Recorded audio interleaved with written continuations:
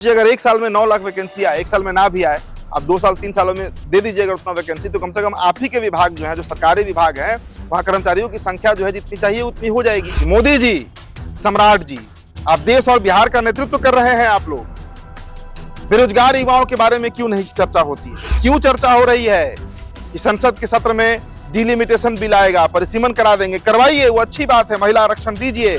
80 मंत्रालय केंद्र सरकार के अधीन है, 80 मंत्रालय, जिनमें कुल जो पद स्वीकृत है, मैंने डेटा नोट किया है, 39,23,212। रेलवे हो, डिफेंस हो, स्वास्थ्य हो, गृह मंत्रालय हो, इन अलग अलग विभागों में 9 लाख से अधिक पद जो है वो केंद्र सरकार के विभागों में खाली पड़ा हुआ है। बिहार की आप बात कर लीजिए तो 4,72,000 यहाँ का जो ऑफिशियल डेटा है वो मैं आपको बता रहा हूं कि सिर्फ बिहार सरकार में 4,72,000 पद खाली पड़ा हुआ।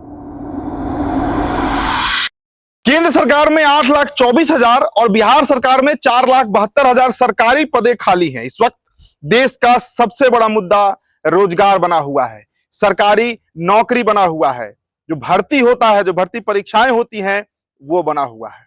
तो आप खुद अंदाजा लगाइए कि जब इतनी सीटें खाली हैं अलग अलग विभागों में, तो वैकेंसीज आ क्यों नहीं रही है?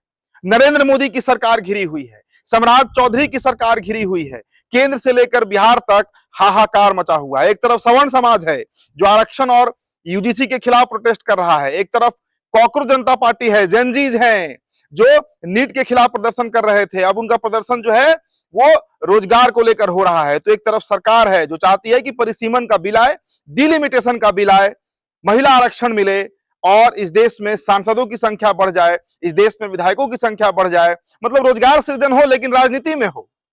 दोस्तों, कुछ आंकड़े आपके सामने हम रखेंगे और उसके बाद सरकार से सवाल भी पूछेंगे कि मोदी जी, सम्राट जी, आप देश और बिहार का नेतृत्व कर रहे हैं। आप लोग बेरोजगार युवाओं के बारे में क्यों नहीं चर्चा होती है? क्यों चर्चा हो रही है कि संसद के सत्र में डिलिमिटेशन बिल आएगा, परिसीमन करा देंगे? करवाइए, वो अच्छी बात है, महिला आरक्षण दीजिए, महिलाओं का उन्नति होना चाहिए।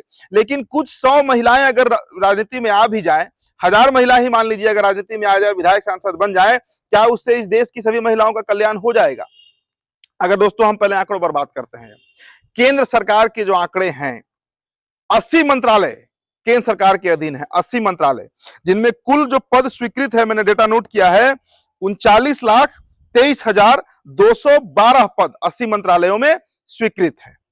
कितना? 39,23,212 पद। अब 2015 के आंकड़े हैं कि 2015 में जो रिक्त पर जो खाली सीट थे, मतलब मोदी जी के आने के जस्ट बाद, वो 4,21,000 था। मतलब मनमोहन सिंह ने काफी भर्तियां करवाई थी कांग्रेस की सरकार ने, लेकिन मोदी जी जब आए तो उस वक्त कितनी सीटें खाली थी? 4,21,000। और अब देखिए 2024 का जो आंकड़ा है वो बढ़कर 8,24,000 हो गया है। ये 24 का मैं आंकड़ा बता रहा हूं, 26 अब खत्म होने को है, मतलब ये आंकड़ा 9 लाख तक पहुंच गया होगा। तो 9 लाख सीटें तो सिर्फ केंद्र सरकार में खाली है, अलग अलग विभागों में, चाहे रेलवे हो, डिफेंस हो, स्वास्थ्य हो, गृह मंत्रालय हो, इन अलग अलग विभागों में 9 लाख से अधिक पद जो है वो केंद्र सरकार के विभागों में खाली पड़ा हुआ है। बिहार की आप बात कर लीजिए तो 4,72,000 यहाँ का जो ऑफिशियल डेटा है वो मैं आपको बता रहा हूं कि सिर्फ बिहार सरकार में 4,72,000 पद खाली पड़ा हुआ है। स्वास्थ्य विभाग ले लीजिए, गृह विभाग ले लीजिए, पथ निर्माण ले लीजिए, कोई विभाग आप उठाकर देखिए। और सबसे अधिक तो दोस्तों शिक्षकों का विभाग खाली है, यानी बीपीएससी टीआरई को लेकर जो प्रदर्शन चल रहा है वो प्रदर्शन गलत नहीं है, छात्र अपनी मांग सही है भाई।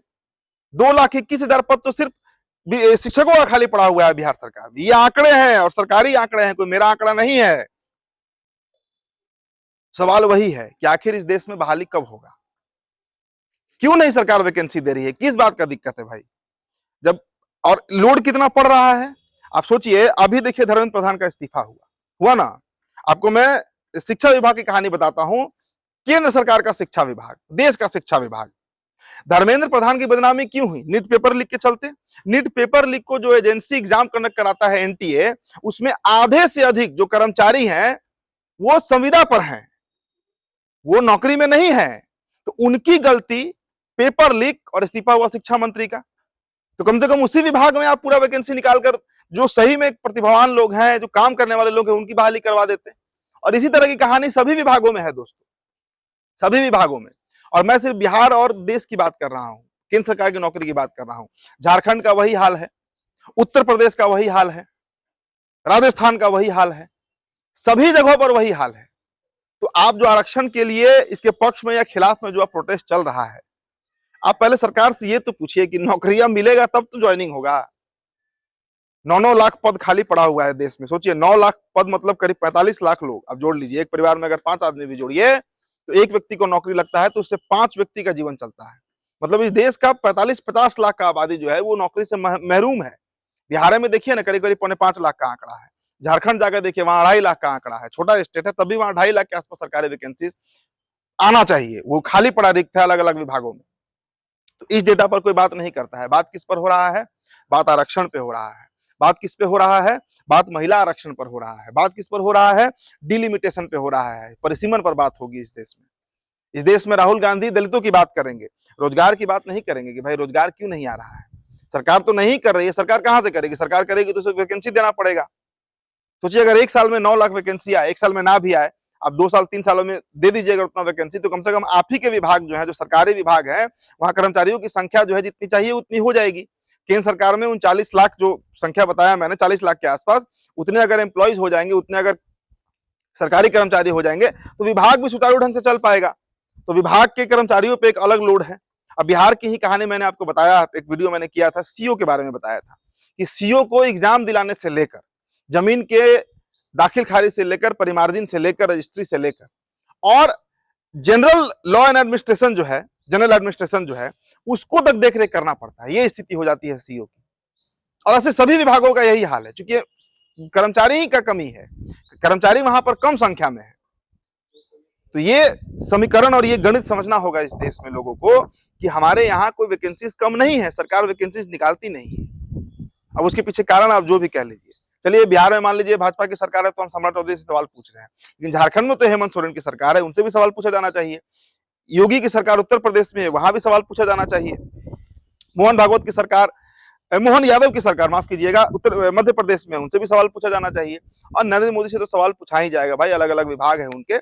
इस पर एक बार बैठक कर लीजिए मोदी जी, सभी मंत्रियों को बुलाकर ऑर्डर दे दीजिए कि भाई अपना अपना जो आपके विभाग में वैकेंसी खाली पड़ा रिक्त पड़ा पद है, वहां पर वैकेंसी निकालिए और ज्वाइनिंग कराइए। फिलहाल दोस्तों इस खबर में इतना ही। मेरा नाम उदित तारन है, बहुत बहुत शुक्रिया।